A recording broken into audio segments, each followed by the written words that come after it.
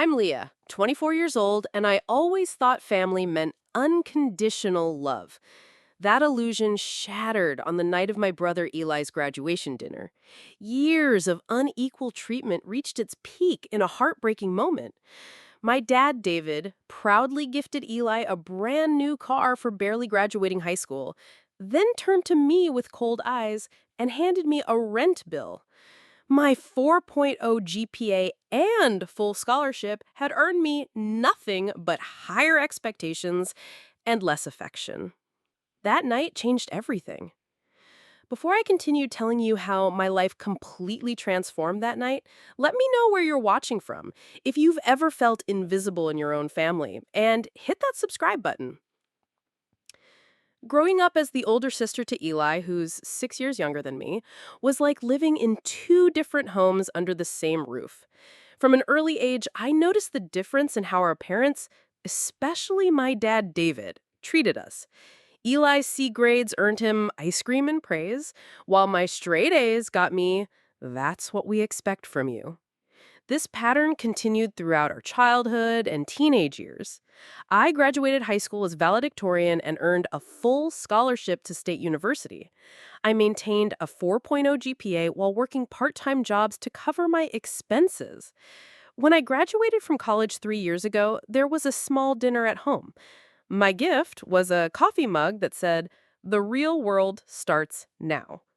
Meanwhile, Eli struggled with C's and D's throughout high school and barely graduated on time this year. After college, I temporarily moved back home.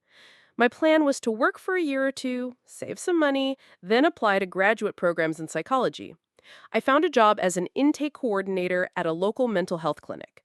It was a position that paid decently, but not enough to comfortably afford an apartment in our expensive city while saving for graduate school.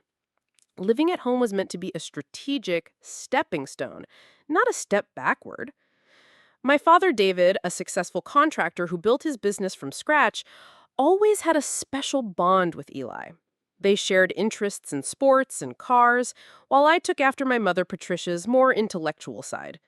But even my mother, a kindergarten teacher, seemed to enable the favoritism rather than challenge it. When I would point out the differences in how we were treated, she would say things like, "Your father shows love differently to different people," or "Eli needs more encouragement than you do." I tried countless times to address the unfair treatment.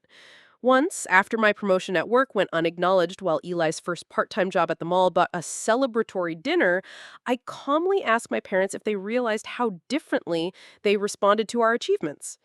"You're comparing apples and oranges, Leah," my father said. "You've always been self-sufficient. Eli needs more support to find his way." My relationship with Eli himself was complicated. He wasn't mean about the favoritism. In fact, he seemed mostly unaware of it. He looked up to me, often asking for help with schoolwork or advice about life decisions. I never resented him personally for how our parents treated us differently. If anything, I worry that the constant coddling would leave him unprepared for adulthood. Throughout my early 20s, I held on to hope that things would change once I had proven myself in the professional world. I thought my father might finally see me as the competent, successful adult I had become. Each small achievement at work, each dollar saved toward my future, was mentally cataloged as evidence that would eventually win his approval. The incidents leading up to graduation day painted a clear picture I was trying hard not to see. 3 months ago, when I received a substantial performance bonus at work, I excitedly shared the news at dinner. My father nodded and immediately turned to Eli to ask about his baseball game. When Eli got accepted to community college, despite his mediocre grades, my parents took him to a steakhouse and invited the extended family. When I was accepted to all 5 graduate programs I applied to, my mother baked a cake, but my father was too busy to join the celebration. Last Christmas, my father gave Eli an expensive gaming system to reward his improvement in English class from a D to a C minus. My gift was a planner for the upcoming year with a note that said, "To help you organize your goals." The difference was so obvious that even my Aunt Meredith raised an eyebrow. "Your father has always struggled to connect with people who don't think like him," Aunt Meredith told me privately. It's not about love, it's about understanding. But her words, while well-intentioned, didn't lessen the sting of years of emotional neglect. Despite all this, I maintained a close relationship with my family. I contributed to household expenses voluntarily, did more than my share of chores, and made myself available to help Eli with college applications and scholarship essays. I told myself that family is complicated, that my parents showed love in different ways, and that eventually my father would see me for who I was.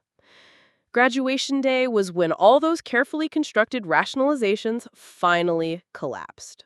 Eli's high school graduation fell on a bright Saturday in June. I had requested the day off work weeks in advance, even though it meant giving up a crucial training opportunity that could have led to another promotion. Family comes first, I told my supervisor, believing it despite the evidence to the contrary. The morning of graduation, I woke up early to help my mother prepare for the celebration dinner planned that evening.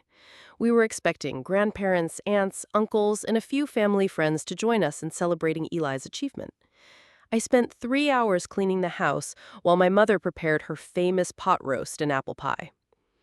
"Your brother is so excited," my mother said, as we worked side by side in the kitchen. "He's been talking about nothing else for weeks." "I'm happy for him," I replied, and I meant it. Despite everything, I wanted Eli to feel special on his big day. I had spent nearly $100, a significant amount from my carefully budgeted salary, on a graduation gift for him. A leather-bound journal with his initials embossed on the cover, and a gift card to his favorite bookstore. Eli had recently discovered an interest in writing, and I wanted to encourage that spark of academic curiosity. As we prepared the house, I overheard my parents talking in hushed tones in their bedroom. "Do you think he suspects anything about the surprise?" my mother asked. "Not a clue," my father replied, his voice warm with excitement. "The look on his face is going to be priceless."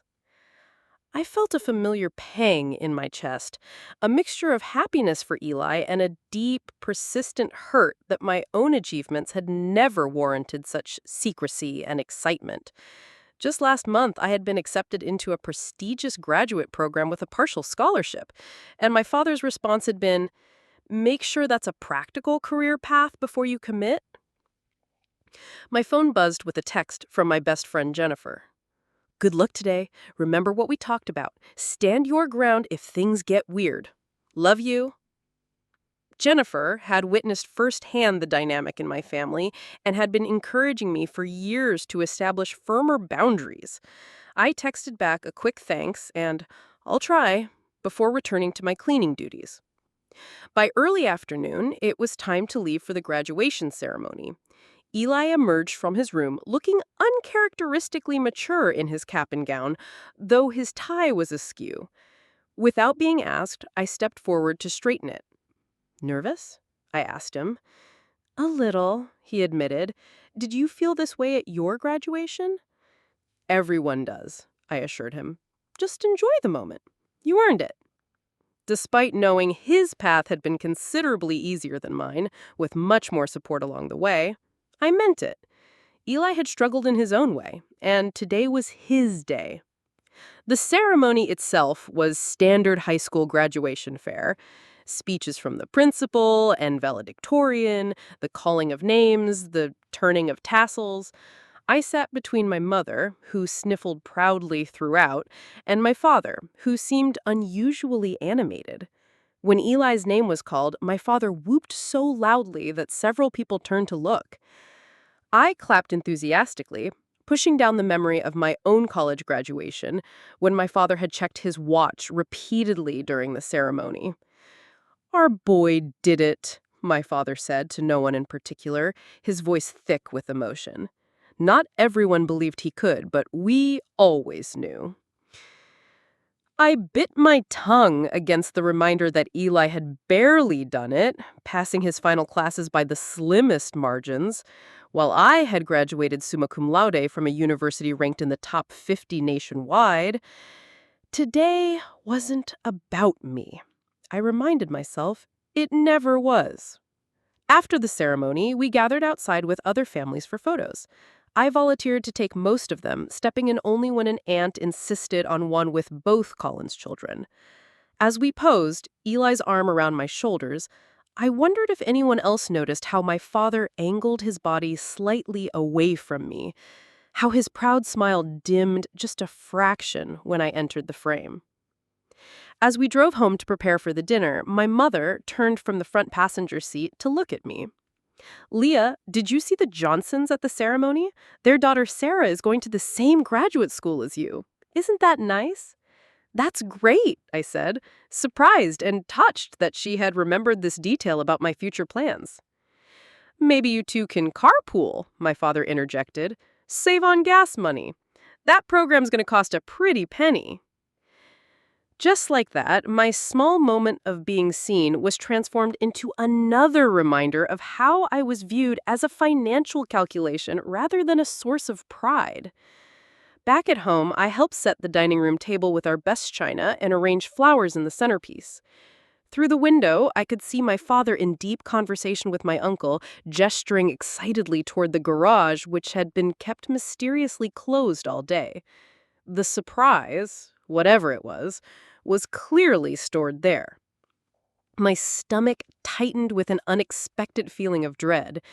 Something about today felt different, like we were approaching a turning point I couldn't see. I pushed the feeling away and focused on making the evening special for Eli. After all, that's what good sisters do. By 7 o'clock, our house was filled with the warm buzz of conversation and the delicious aroma of my mother's cooking. The dining room table had been extended to its full length to accommodate everyone. Grandparents, aunts, uncles, a couple of family friends, and Eli's godparents who had flown in from Arizona especially for the occasion. I wore a navy blue dress I had bought on sale last month and had taken extra care with my hair and makeup. Part of me, the part that still yearned for my father's approval despite years of evidence that it would never come, hoped that looking particularly put together might finally make him see me as the successful adult I had become. Eli sat at one end of the table, still in his graduation gown, though he had removed the cap, beaming as relatives stopped by his chair to congratulate him and press cards into his hand. My mother fluttered around, refilling glasses and bringing out dish after dish. My father stood near Eli, his hand resting proudly on my brother's shoulder as he recounted Eli's challenging academic journey to anyone who would listen. Not everyone gets school, he was telling my grandmother, but Eli here persevered, showed real character, pushing through when things got tough. I took small sips of my wine and nodded along with the conversation, offering congratulations where appropriate and deflecting the occasional question about my own life with brief, positive responses. Work is great. Thanks for asking.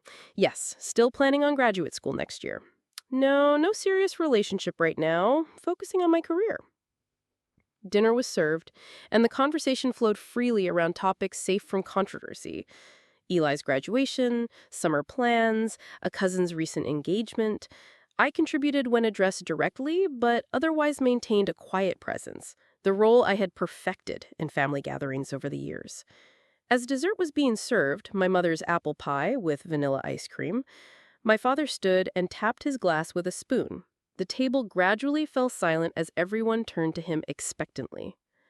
I want to thank everyone for coming tonight to celebrate a major milestone in our family, my father began, his voice carrying the practiced authority of someone used to speaking at job sites.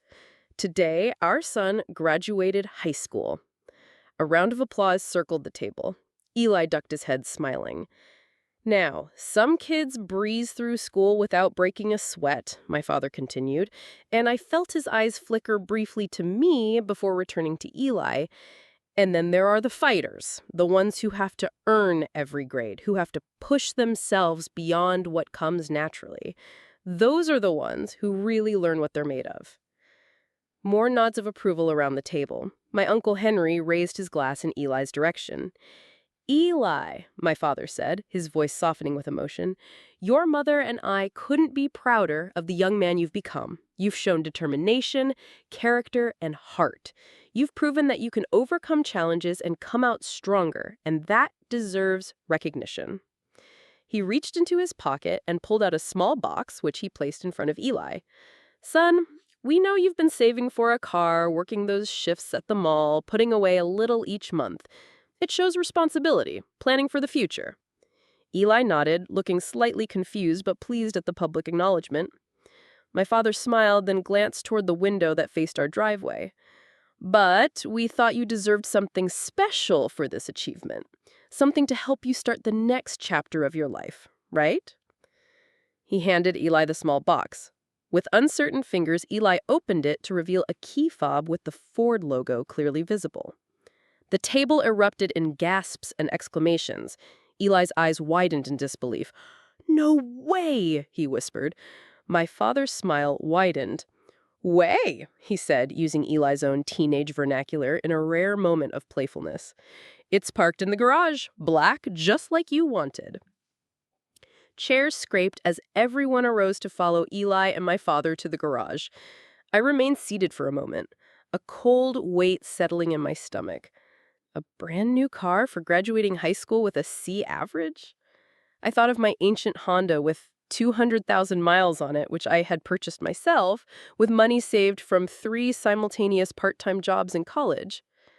Eventually, I followed the group to the garage, hanging at the back as everyone exclaimed over the shiny new car, a Ford Mustang that had to have cost at least $35,000.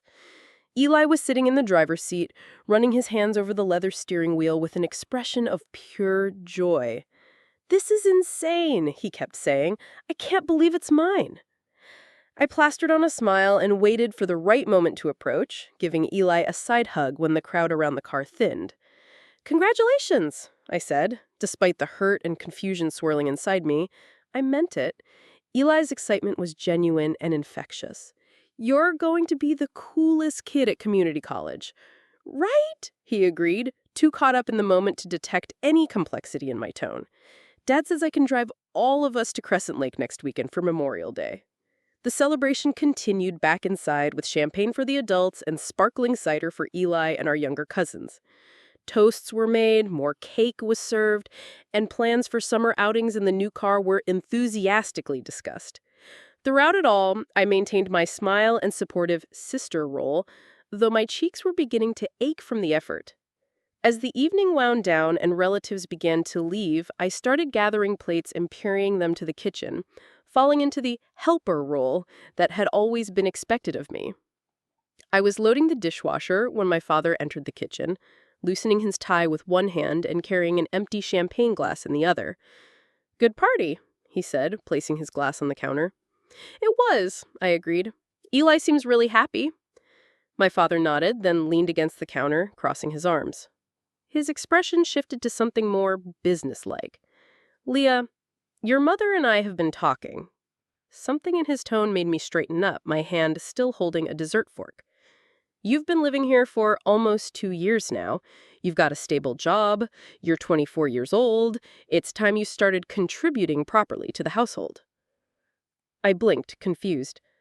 "I already buy groceries every other week, and I paid for the hot water heater repair last month." He waved this away as if it were irrelevant. "Starting this month, we'll need $900 for rent, due by Sunday." I stared at him, waiting for the punchline. When none came, I said, "You're joking, right? After you just bought Eli a $35,000 car for barely graduating high school?" His expression hardened. "That's different. Eli's just starting out. You're an adult now with a job and responsibilities. $900 is below market rate for this area, as you well know." "I'm saving for graduate school. You know that. That's why I moved back home in the first place." "Plans change," he said with a shrug. $900 by Sunday." He turned to leave, then paused. "And don't mention this to Eli. No need to dampen his big day with adult concerns." As he walked away, leaving me alone among the dirty dishes, something inside me that had been bending for years finally broke. After the last guest left and Imai went out to meet friends for a post-graduation celebration, I found my father in his study reviewing blueprints for an upcoming project. My mother was in the living room flipping through a magazine, but clearly not reading it, her eyes darting nervously toward the study door as I knocked and entered without waiting for a response. "We need to talk about what you said earlier," I said, my voice steadier than I expected given the hurricane of emotions inside me. My father looked up, annoyance flashing across his face at the interruption. "There's nothing to discuss. $900 rent, due Sunday. It's more than fair." I took a deep breath. "It's not about the amount. It's about the timing and the double standard. You just spent tens of thousands on a luxury car for Eli as a graduation present. When I graduated both high school and college with honors, I received token gifts and increased expectations." My father leaned back in his chair, his expression hardening into the dismissive look I knew all too well. "You're comparing apples and oranges again, Leah. Eli needed the encouragement. You never did." "So I'm being punished for being self-sufficient? For not needing constant validation and rewards to achieve basic milestones?" "Don't be dramatic," he said. "You're being treated like the adult you claim to be. Adults pay their way in life." "Then why isn't Eli being treated like an adult? He's 18 now, old enough to vote, join the military, sign contracts. Why does he get a free ride while I get a bill?" My father stood up, his patience visibly thinning. "Because that's how we've decided to parent each of you based on your different needs and circumstances." "No," I said, my voice quiet but firm. "It's because you value him more than me. You always have." The words hung in the air between us, giving voice to the truth that had shaped our family dynamic for as long as I could remember. My father's expression flickered through surprise, then anger, then something like cold assessment. "You want to know why Eli gets different treatment?" he said. "Because he's worth it." The words hit me like a physical blow. I had suspected for years that my father felt this way, but hearing it stated so baldly, without any attempt to soften the blow or dress it up in rationalizations about different parenting styles, knocked the air from my lungs. "David!" My mother appeared in the doorway, her face pale. She must have been listening from the living room. "You don't mean that." My father replied, not taking his eyes off me. "I'm just being honest. Leah wants to be treated like an adult. Adults can handle the truth. Eli has potential if he's given the right support. He could take over the business someday, something Leah has never shown any interest in." "Because you never offered it to me," I said quietly. My father continued as if I hadn't spoken. "Eli connects with people, has charisma. He'll go places with the right backing.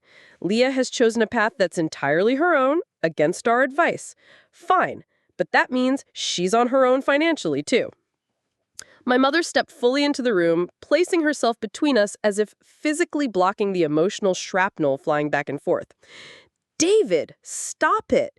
Leah has always been a wonderful daughter. She's worked so hard, been so responsible. And she's thrown it all away on a dead-end job and plans for a degree that will drown her in debt for what? To listen to strangers' problems all day? What kind of life choice is that?"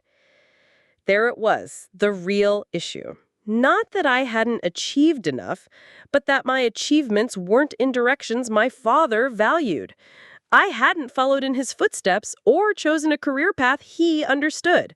My independence wasn't a virtue to him. It was a rejection of his authority and values. "My career choice is valid," I said, fighting to keep my voice from shaking. "Mental health counseling helps people. It matters." "So does real work," my father shot back. "Building things, creating jobs, leaving something concrete behind." My mother placed a hand on his arm. "David, please, let's all calm down and discuss this tomorrow when emotions aren't so high." But I was done with the family pattern of avoiding difficult conversations, of smoothing things over until the next incident. "No, Mom, this needs to be said. Dad, I've spent my entire life trying to earn your approval. Do you know what it's like to bring home straight A's and have them dismissed as expected? To work multiple jobs through college to avoid asking you for money, only to have Eli handed everything on a silver platter? Eli has different challenges, my father began, but I cut him off. Yes, he does, and I love him regardless. This isn't about Eli. It's about you and how you've made me feel invisible in my own family. Tonight was just the final proof that nothing I ever do will be good enough. From outside came the sound of Eli's friends dropping him off, car doors slamming and voices calling goodnight. The confrontation would have to end soon, one way or another. My father's expression closed like a vault. $900 by Sunday. If that's too difficult for you, perhaps it's time you found your own place to live. The words were delivered with such finality, such dismissal, that something inside me simply gave up.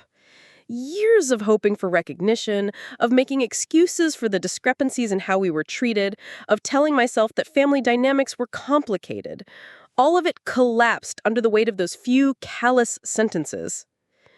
"You're right," I said, surprising myself with the calm in my voice. "It is time." My mother looked alarmed. "Leah, don't make any hasty decisions. Your father doesn't mean what he's saying. We can talk about this tomorrow." But looking at my father's cold expression, I knew with absolute certainty that he meant exactly what he had said. And for the first time, I saw with perfect clarity that nothing would ever change unless I changed it myself. "I'm going to bed," I said quietly. "It's been a long day." As I turned to leave, my father called after me. "Remember, 900 by Sunday." I didn't respond. In my heart, I already knew I wouldn't be there on Sunday. Eli burst through the front door then, still riding the high of his graduation day. "Best day ever," he announced to no one in particular, oblivious to the tension crackling in the air. I gave him a quick hug as I passed. "I'm glad, Eli. You deserve to be happy." Despite everything, I meant it. My issues were with my parents, not with my brother, who had simply accepted the role and privileges he had been offered. In my bedroom, I sat on the edge of my bed and felt the physical sensation of my heart breaking. Not like the sharp pain I had imagined, but like something coming untethered, floating free after years of straining against its moorings. There was sadness, yes, but also a strange lightness. For the first time in 24 years, I was seeing my family clearly without the distorting lens of hope and rationalization. I heard my mother's soft knock at the door, but pretended to be asleep. Tomorrow would bring its own challenges. Tonight, I needed to think. Sleep didn't come easily that night. I lay awake, replaying my father's words over and over. Because he's worth it. 4 simple words that crystallized a lifetime of feeling second best, of achievements dismissed, of love that seemed conditional on conformity to expectations I could never quite grasp. Around 3 in the morning, I opened my laptop and began taking inventory of my finances. My job paid $45,000 a year before taxes. Decent for an entry-level position, but not extravagant in our high cost of living area. I had managed to save nearly $20,000 toward graduate school by living at home and being frugal with my spending. If I redirected that money, it would be enough for first and last month's rent, security deposit, and basic furnishings for an apartment of my own. I texted Jennifer, not expecting a response until morning, but needing to put my thoughts into words. Dad demanded $900 rent starting now. When I questioned why Eli gets a brand new car for graduating while I get a bill, Dad said it's because Eli is worth it. I think I'm done. To my surprise, Jennifer responded almost immediately. "I'm still awake prepping for a presentation." "Holy shit, Leah, that's beyond messed up. What are you going to do?" "I think I need to move out. Not just eventually. Now. My couch is yours for as long as you need it. No questions asked." The offer brought tears to my eyes. Jennifer and I had been friends since college orientation 5 years ago, and she had witnessed firsthand the subtle dynamics of my family during visits and events. She had been gently suggesting for years that my relationship with my parents, particularly my father, wasn't healthy, but had never pushed or judged when I made excuses for their behavior. "Thank you. I might take you up on that while I find a place." "Seriously, anytime. starting tonight if you need it. I put my phone down and opened a new browser tab to search for apartments in my price range. The options were limited given the local rental market, but there were several studio apartments within a 30-minute drive of my workplace that might be workable. I bookmarked them to investigate further in the morning. Dawn was breaking by the time I finally drifted into a restless sleep, my mind made up, but my heart still aching with the finality of the decision. When my alarm went off at 7, I lay in bed for a few extra minutes, listening to the sounds of my family moving around the house. My mother in the kitchen, the coffee maker gurgling, Eli's music playing softly from his room, and my father's heavy footsteps down the hallway. For a moment, homesickness hit me preemptively, a longing for the comfort of the familiar, even with all its flaws. But then I remembered my father's words, the cold dismissal in his eyes, and the feeling passed, replaced by resolve. At breakfast, I maintained a facade of normalcy, discussing weekend plans and responding to questions about work as if nothing had changed. My father made no mention of our conversation from the night before, apparently considering the matter settled. My mother watched me with worried eyes, but said nothing of substance. Eli and I are going to the dealership to finalize the paperwork for his car. Then we thought we'd take it for a proper test drive up to the lake. Want to join us, Patricia? My mother hesitated, glancing at me. What about you, Leah? Would you like to come? I'm pretty tired from yesterday. I think I'll just hang around here, maybe catch up on some reading. My father nodded, unsurprised and unperturbed by my absence from the family plan. Eli looked briefly disappointed, but was too excited about his new car to dwell on it. We'll be back around dinner time, Leah, my mother said, squeezing my shoulder as she passed. Maybe we could watch that show you've been telling me about tonight. Sure, Mom, I replied, recognizing her attempt at peacemaking, but knowing it was too little, too late. Once they were gone, the house fell into silence. I stood in the kitchen for a long moment, looking around at the space that had been my home for most of my life. The height chart on the wall by the pantry, marking Eli and my growth over the years. The refrigerator covered in family photos and Eli's sports schedules. The small herb garden on the windowsill that I had planted and maintained. There was love in this house. Imperfect, unevenly distributed, but real nonetheless. For a brief moment, I wavered, wondering if I was overreacting to one bad day, one hurtful comment. But then I remembered all the small moments that had led to this point. The pattern was clear, and it wouldn't change unless I changed my role within it. With that thought, I headed to my room and began the methodical process of deciding what to take and what to leave behind. Clothes were easy. All of them would come with me, packed efficiently into 2 large suitcases I had used for college. Books were harder. There were too many to take all at once, so I selected the most meaningful ones and a few I was currently reading.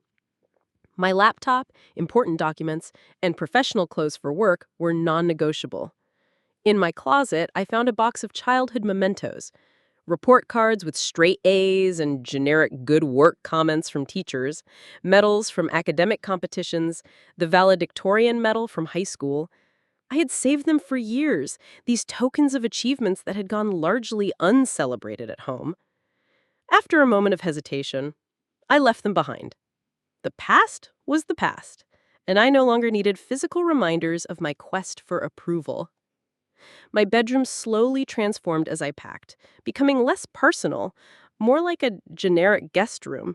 It was a physical manifestation of my emotional detachment, and there was something cathartic about the process.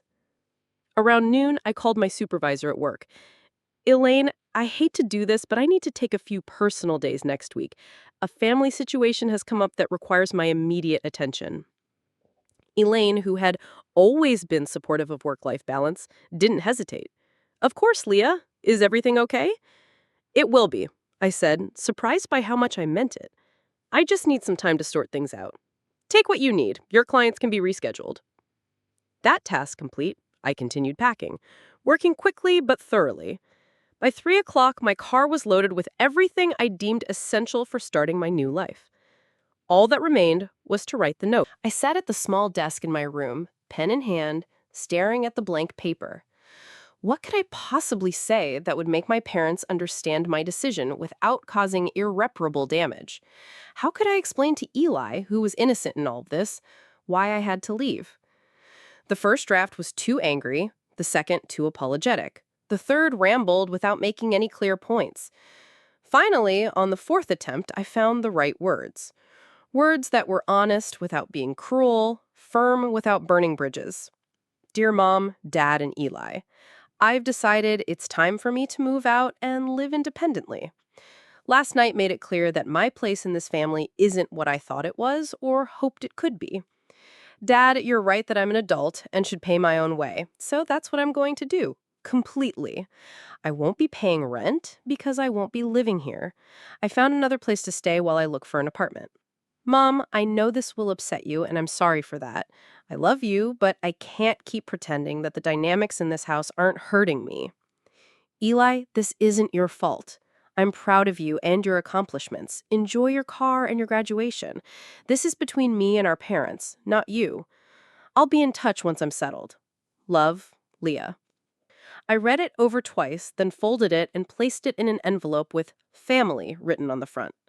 After a final look around my mostly empty room, I carried the note downstairs and placed it prominently on the refrigerator, secured with a magnet shaped like the Eiffel Tower from my mother's collection. Standing in the entryway, keys in hand, I felt a complex mixture of emotions: grief for what could have been, anger at what was, fear of the unknown, but underneath it all, a growing sense of liberation. For the first time in my adult life, I was making a decision based solely on what I needed, not on what others expected of me. Goodbye to the empty house, I whispered. Then I walked out the door, closing it quietly behind me. The first few days at Jennifer's apartment passed in a blur of practical matters and emotional processing. Jennifer had cleared space in her closet for my clothes, inflated an air mattress in her living room, and stocked the fridge with my favorite comfort foods before I arrived. Her unwavering support was a stark contrast to the conditional acceptance I had grown up with. Stay as long as you need, she insisted when I expressed concern about imposing. Seriously, it's nice having you here, like college again, but with better food and fewer all-nighters. My phone began blowing up with notifications the evening I left, around the time my family would have returned home and found my note. Eli texted first, a series of increasingly panicked messages. Leah, where are you? Please come home. Everyone's freaking out. Did something happen? Mom won't stop crying. At least tell me you're safe. I responded only to the last one. I'm safe, staying with a friend. Need some space right now. We'll explain later. My mother called 14 times that first evening. I let each call go to voicemail, not yet ready to have that conversation. Her messages ranged from tearful pleas to come home, to confused questions about what had happened, to anger that I would leave without discussing it like an adult. Most revealing were my father's communications. First, a terse text saying, "This is childish and unnecessary." Then, when I didn't respond, a voicemail stating that my theatrical exit wouldn't change the fact that adults have responsibilities. Finally, a formal-sounding email informing me that I had until the end of the month to remove the rest of my belongings, or they would be disposed of appropriately. Not once did he ask if I was okay. Not once did he acknowledge that his words might have contributed to my decision to leave. It was confirmation that I had made the right choice, however painful. The extended family soon got involved. My Aunt Meredith, my father's sister, called on day 3. "I'm not taking sides," she began, which usually meant she was about to do exactly that. "But your parents are beside themselves. Your mother can barely function." "I'm sorry Mom is hurting," I said, meaning it, "but I couldn't stay in that house anymore." "What happened?" "David won't say much, just that you had a disagreement about rent." I hesitated, then decided the truth was the simplest option. Dad bought Eli a brand new Mustang for graduating high school with barely passing grades, the same night he told me I need to start paying $900 a month in rent because I'm an adult now. When I pointed out the double standard, he said the difference is that Eli is worth it. There was a long silence on the other end of the line. "He said that? Those exact words?" "Yes." Aunt Meredith sighed heavily. Oh, David, he always was an idiot with words. Another pause. Look, I'm not excusing what he said. It was cruel and untrue. But you know your father. He's never been good at expressing himself, especially with you. You're too much like your grandmother, his mother. Smart, independent, questioning. It intimidates him. That's not an excuse for 24 years of making me feel like I'm less valuable than my brother. No, it's not, she agreed, surprising me. For what it's worth, I think you did the right thing, getting some distance. Just don't cut them off completely, okay? Your mother is truly devastated and Eli is confused and hurt. I'm not cutting anyone off, I assured her. I just need time and space to figure out what kind of relationship I can have with them going forward. After hanging up, I felt a strange sense of validation. Having an outside perspective, a family member at that, helped combat the self-doubt that had begun creeping in. Was I overreacting? Was I being selfish? Aunt Meredith's reactions suggested not. By the end of the first week, I had established a routine. Work during the day, apartment hunting during lunch breaks and evenings. Jennifer and I would cook dinner together, then watch mindless television shows until I felt tired enough to sleep. On Friday evening, Jennifer convinced me to join her for happy hour with some friends from her office. You need to get out of your head for a few hours. No family drama, no apartment stress, just overpriced cocktails and people who don't know your life story. She was right. The evening out was refreshing, a reminder that there was a whole world beyond my family troubles. I laughed for what felt like the first time in days, and even exchanged numbers with Jennifer's colleague Mark, who worked in IT and had kind eyes and a dry humor sense of humor. The apartment search progressed faster than expected. The third place I viewed, a small but well-maintained studio in a converted Victorian house, felt right immediately. The landlady was a retired teacher who valued quiet, responsible tenants over maximizing profit. When I explained my situation in vague terms, moving out quite suddenly, she nodded with unexpected understanding. Sometimes family is the reason we need our own space. The apartment is yours if you want it. You can move in next week. With housing secured, I felt confident enough to finally respond to Eli's increasingly distressed messages. We arranged to meet at a coffee shop halfway between Jennifer's apartment and our parents' house, neutral territory where we could talk privately. Eli arrived looking tired and confused, his usual carefree demeanor subdued. He hugged me tightly before sitting down. "Are you coming home?" he asked immediately. "No," I said gently. "I found my own place. I'm moving in next week." His face fell. "But why? Is it because of my car? Because I'll give it back if that's what this is about." "It's not about the car, Eli. Not really." I took a deep breath, considering how much to share. He was 18, technically an adult, but still my little brother who I wanted to protect. It's about how Dad and I interact, about patterns that have been there our whole lives. I need space to be my own person, not just David Collins's responsible daughter. "But what about me?" Eli asked, his voice small. "I'm starting community college in the fall. I was counting on you being there to help me with essays and stuff." "I'm not disappearing from your life," I assured him. "We can meet up anytime you want. You can still call or text for help with school. I'm just not living under the same roof anymore." Eli was quiet for a moment, stirring his untouched coffee. "Dad's really angry," he said finally. "He says you're being selfish and dramatic." "What do you think?" I asked, genuinely curious about his perspective. He shrugged. "I think something big must have happened that no one's telling me about. One day, everything was fine. We were celebrating my graduation. I got my dream car. The next day, you're gone, and Mom's crying all the time, and Dad's stomping around slamming doors." I hesitated, then decided Eli deserved some version of the truth. "After you went out with your friends on graduation night, Dad told me I needed to start paying $900 a month in rent. When I pointed out that he had just bought you a luxury car for graduation, well, I got nothing for my graduations. Things got heated. He said some things that made it clear my place in the family isn't what I thought it was."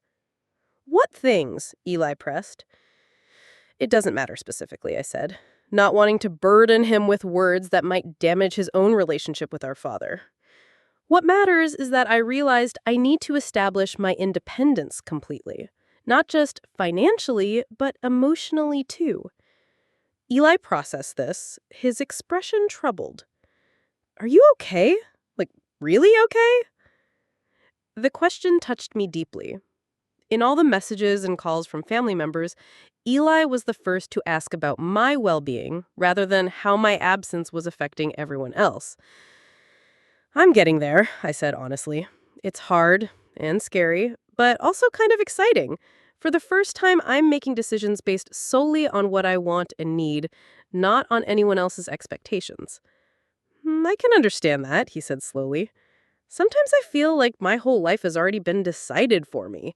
Take over Dad's business, marry someone he approves of, have the 2.5 kids and the house in the suburbs. This was news to me. Is that not what you want? Eli shrugged again. I don't know what I want yet. That's what college is for, right? Figuring it out? Exactly, I said, smiling at his unexpected wisdom. And that's all I'm doing, too. Figuring out who I am outside of our family dynamic. We talked for another hour, the conversation shifting to lighter topics. His plans for the summer, my new apartment, a movie we both wanted to see. When we finally said goodbye, hugging in the parking lot, I felt a new connection with my brother. An adult relationship based on mutual respect rather than the protector-protected dynamic we had had for so long. 2 weeks after leaving home, I moved into my studio apartment. Jennifer helped, as did 2 colleagues from work who owned a pickup truck. By evening, my meager possessions were arranged in the small space, transforming it from anonymous to personal. Sitting on my secondhand couch that night, I felt an overwhelming sense of accomplishment. This was mine. All mine. Earned through my own efforts, chosen by my own preferences, arranged according to my own taste. As summer progressed, I established new routines and boundaries. I spoke with my mother weekly, conversations that were initially tense and tearful, but gradually evolved into something resembling normal. She never explicitly acknowledged the favoritism or my father's hurtful words, but there was a new respect in how she treated me. My father was a different story. After his initial angry messages, he retreated into stony silence. It was Eli who informed me that he had forbidden anyone to mention my name at dinner, a childish response that only reinforced my decision to leave. 6 months after moving out, my life had transformed. I had started graduate school, made new friends, and, most importantly, developed a new relationship with myself. Without constantly seeking approval that would never come, I discovered aspects of my personality that had been suppressed. One evening in November, as I was preparing dinner in my tiny kitchenette, there was a knock at my door. Assuming it was the downstairs neighbor, I opened it without checking the peephole. There stood my parents. The sight of my parents standing awkwardly in my doorway sent a jolt of adrenaline through my system. My mother looked nervous, clutching her purse with white knuckles. My father stood slightly behind her, his expression a complex mixture of discomfort and something that might have been regret. "May we come in?" my mother asked. After a moment of tense silence, I stepped aside. "Sure, I was just making dinner." They entered cautiously, taking in my small apartment with appraising eyes. I watched my father note the secondhand furniture, the IKEA bookshelves, the lack of a dining table. My mother's gaze lingered on the framed photos on my wall. Pictures of me with Jennifer and other friends, at work events, hiking in nearby state parks. A life they knew nothing about. "It's cozy," my mother offered, clearly searching for something positive to say. "It suits me," I replied, turning off the stove where my pasta sauce was simmering. "Would you like something to drink? I have water, tea, or wine." "Water is fine," my father said, the first words he had spoken to me directly in 6 months. I busied myself getting glasses, giving myself time to process their unexpected appearance. When we were all seated, my parents on the couch, me in the single armchair, I asked the obvious question: why are you here? My mother glanced at my father, a look I recognized from childhood, a silent urging him to take responsibility. To my surprise, he cleared his throat and met my gaze directly. "Your brother is struggling," he said. "He's talking about dropping out of college." Of all the reasons I had imagined for their visit, this wasn't one of them. "What? Why? He was so excited about his classes when we had coffee last week." My parents exchanged surprised looks. "You've been seeing Eli?" my mother asked. "We meet up every couple of weeks," I explained. "He didn't tell you?" My father's jaw tightened. "No, he didn't. Apparently, there are a lot of things he doesn't tell us these days." "David," my mother said softly, a warning in her tone. She turned to me. "We're worried about him, Leah. He's withdrawn, his grades are slipping, and yesterday he told us he doesn't see the point in continuing with school when he'll just end up working for his father anyway." I processed this information, trying to reconcile it with the enthusiastic Eli who had shown me his English essay just days ago, proudly pointing out the A- at the top of the page.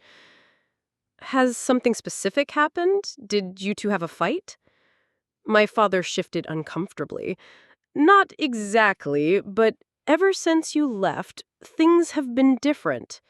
Eli questions everything now. Nothing we say or do seems right to him." A realization dawned on me. He's seeing the family dynamic differently because I'm not there to balance it out. My mother nodded slowly. "I think that's part of it. Without you there taking responsibility for everything, we've had to ask more of Eli, and he's—" She hesitated, glancing at my father. "He's not responding well to pressure." "Everything I ask of him becomes an argument," my father finished, a note of bewilderment in his voice. "If I offer advice, he says I'm controlling. If I give him space, he says I don't care." Under different circumstances, I might have found some satisfaction in my father's struggle to parent the child he had always favored. But seeing the genuine concern on both their faces, I felt only sadness for my brother's difficulties. "What do you want from me?" I asked directly. "We thought maybe you could talk to him," my mother said. "He respects you. He might listen if you encouraged him to stick with school." I considered this. I'm happy to talk to Eli, but I won't pressure him or tell him what to do. If he's questioning his path, that's his right. He needs to figure out what he wants, not what you want for him. My father's face reddened slightly, but he nodded. "That's fair." An uncomfortable silence fell. There were so many unspoken issues between us, so much history that couldn't be addressed in one conversation. Finally, my mother spoke again. "We've missed you, Leah. The house isn't the same without you." "I've missed aspects of home, too," I admitted. "But I needed this." I gestured around my apartment. "I needed to know I could stand on my own." "You've always been able to stand on your own," my father said quietly. "That was never in question." "For you, maybe.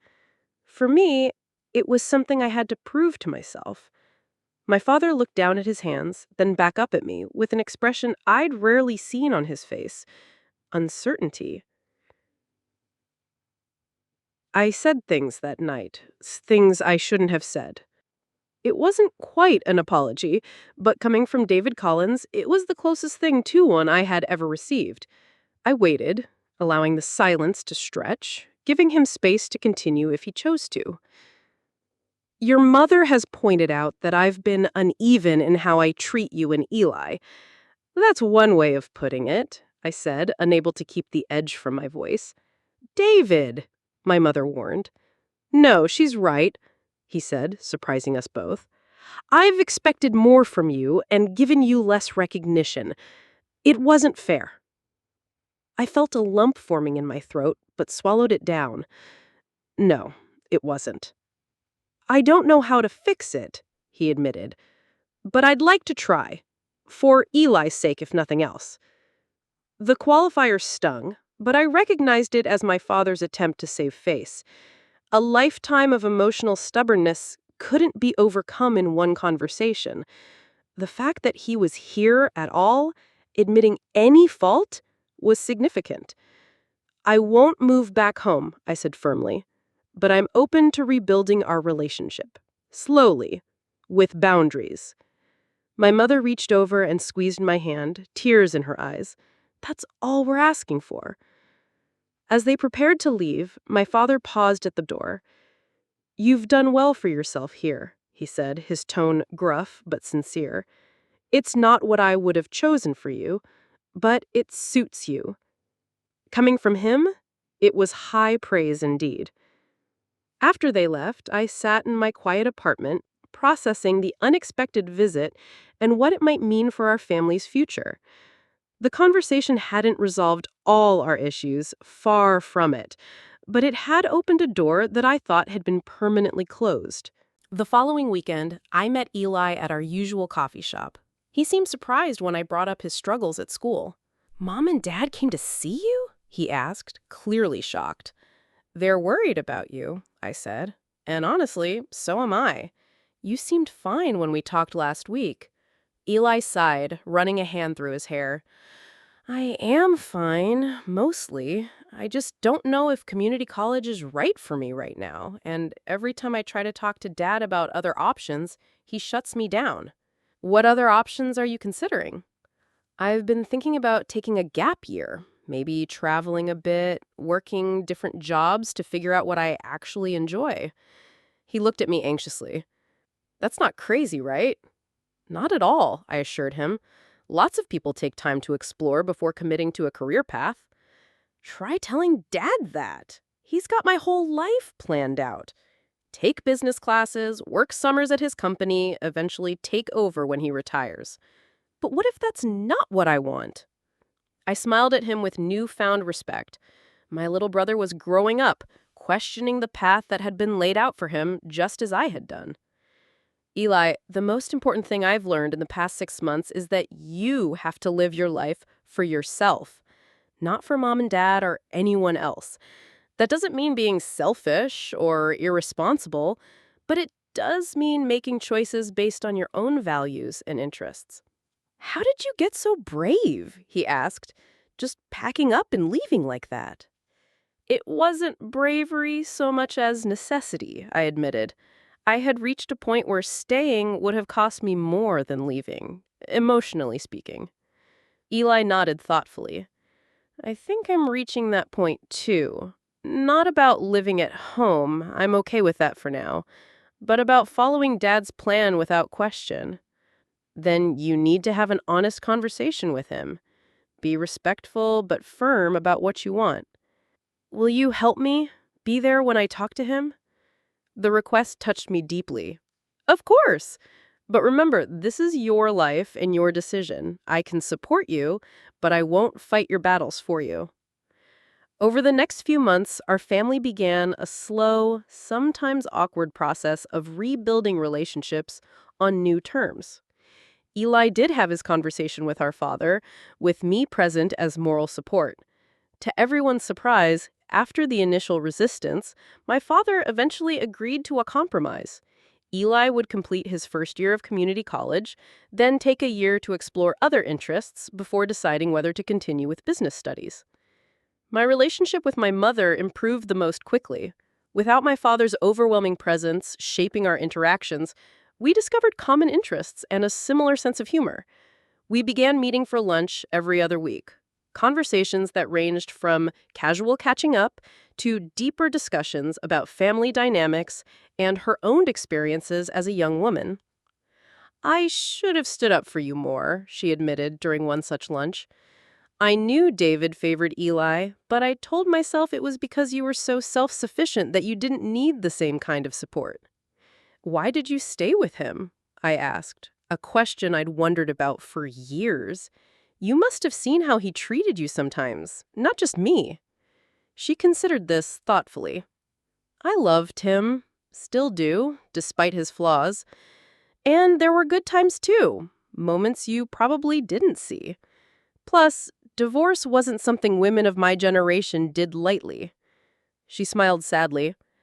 But if I'm being completely honest, part of it was fear of starting over alone.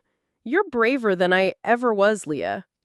My relationship with my father remained the most complicated. Old patterns don't disappear overnight, and he struggled to relate to me as an independent adult rather than the dutiful daughter he had expected me to remain. But there were small changes. He made an effort to ask about my graduate studies, sent an awkwardly formal email congratulating me when I was published as co-author on Dr. Hansen's research paper, and stopped making dismissive comments about my career choice.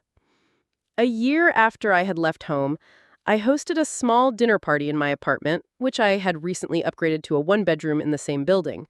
My parents and Eli were among the guests, along with Jennifer, my Aunt Meredith, and a few close friends from work and school. Watching my father engage in polite conversation with my professor about the practical applications of psychological research, seeing my mother help serve dessert in my tiny kitchen, observing Eli deep in conversation with my friend Marcus about travel opportunities abroad, I felt a sense of peace I hadn't expected to achieve so soon. The power dynamic in our family had fundamentally shifted. I was no longer the overlooked daughter seeking validation, but an independent adult choosing to include my family in my life on my own terms. My father was no longer the unquestioned authority whose approval determined my worth, but simply one relationship among many in my rich and fulfilling life. As I built my career in mental health counseling, I found that my personal experiences gave me unique insight into family dynamics and the courage it takes to break unhealthy patterns. My relationship with Nathan, a kind and supportive fellow graduate student I had been dating for several months, showed me what equal partnership looks like, a stark contrast to the imbalanced relationships I had witnessed growing up. Eli eventually decided that business was indeed his path, but on his terms. He wanted to focus on sustainable entrepreneurship rather than construction. After initial resistance, my father grudgingly supported this direction, perhaps having learned from his experience with me that holding too tightly to control often results in losing connection altogether.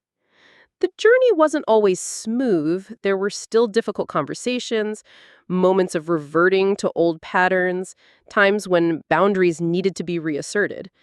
But with each interaction, each holiday navigated, each disagreement resolved respectfully, we built a new kind of family relationship, one based on mutual respect rather than prescribed role. Looking back on that pivotal night when my father had demanded rent while gifting my brother a luxury car, I realized that what had seemed like the worst moment of my life had actually been the catalyst for necessary change.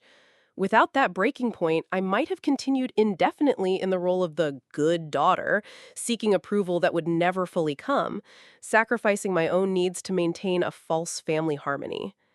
The most profound lesson I learned through it all was that true self-worth comes not from external validation from parents or anyone else, but from honoring your own values and boundaries. Sometimes the most loving thing you can do for yourself and your relationships is to walk away from situations that diminish you, even when those situations involve the people who are supposed to love you most.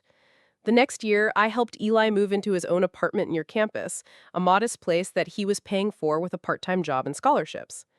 As we assembled a bookshelf together, he thanked me for showing him that forging your own path was possible. "If you hadn't left that night, I think I never would have questioned anything," he said. "You changed everything, not just for yourself, but for all of us." His words stayed with me, a reminder that our actions can have ripple effects far beyond what we initially imagined. By choosing myself in that crisis moment, I hadn't just changed my own life, I had created space for others to change as well. 2 years later, my father and I had our first real conversation about that graduation night. We were sitting on the small balcony of my new one-bedroom apartment, sharing a beer after I had helped him understand some paperwork for a client's project, something that had become our new way of connecting. I was wrong, he said suddenly, staring out at the city skyline. What I said about you not being worth it? That was the stupidest thing I've ever said, and I've said some pretty stupid things in my life. I felt tears prick my eyes, but they weren't tears of sadness. They were tears of relief, of validation, of a wound finally beginning to heal.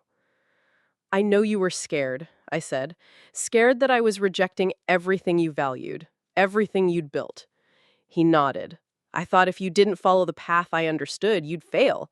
I couldn't see that you were strong enough to create your own path. I learned that strength from you, I said, and I meant it. You taught me to work hard, to be independent, to stand up for what I believe in. You just didn't expect me to use those lessons to stand up to you. He chuckled, a sound with no humor in it. No, I sure didn't. We sat in comfortable silence for a while, watching the sun set over the city. It wasn't a complete resolution. Years of hurt don't disappear with one conversation. But it was a beginning. My career flourished in ways I hadn't dared to dream. The research position led to publications, which led to speaking opportunities, which led to job offers at prestigious clinics. I specialized in family therapy, helping other people navigate the complex dynamics I had lived through myself. There was something deeply satisfying about turning my pain into purpose, about helping others find their voices in families that had silenced them. Nathan and I married in a small ceremony in my apartment building's garden. Both our families attended, a gathering that once would have filled me with anxiety, but now felt natural and joyful. My father walked me down the aisle, and in his eyes I saw something I had never seen before. Unmistakable pride. Eli started his own sustainable design company after finishing his business degree, specializing in eco-friendly construction practices. He often collaborated with our father's company, bringing new ideas and perspectives to the traditional construction business. Their relationship had evolved into something resembling a partnership, with mutual respect replacing the old pattern of unquestioned authority. My mother and I grew closer than we had ever been. She started therapy herself, working through years of enabling behavior and her own struggles with self-worth. She eventually went back to school to become a family counselor, inspired, she said, by watching me build my career. Sometimes people ask me if I regret leaving that night, if I think I could have worked things out without such a dramatic gesture. The answer is always no. Some situations require dramatic action. Some relationships can only be saved by walking away from them temporarily, or permanently if necessary. The note I left on the refrigerator that night wasn't just an explanation for my departure. It was a declaration of independence, a statement that I valued myself enough to demand better treatment. It was the first time I had ever put my own needs first, and it changed everything. Years later, when young clients sit in my office describing family dynamics that sound painfully familiar, I share what I learned that graduation night. That sometimes leaving isn't giving up on family, it's refusing to give up on yourself.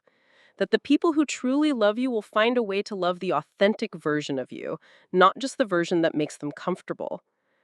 And sometimes walking away is the first step towards coming home to yourself. The most satisfying revenge stories aren't about hurting others, but about reclaiming your worth. My silent departure that night created chaos, yes, but it ultimately transformed our entire family dynamic. Unlike typical revenge stories, this journey led to healing and mutual respect. The most powerful revenge is often simply refusing to accept less than you deserve and building a life that proves your worth. If you've experienced similar family dynamics, remember that setting boundaries isn't selfish, it's necessary. And sometimes the most loving thing you can do for yourself and your relationships is to show others through your actions that change is possible. Comment below if this story resonates with you, and subscribe for more authentic stories about finding your strength in difficult family situations. Remember, choosing yourself isn't betrayal, it's survival.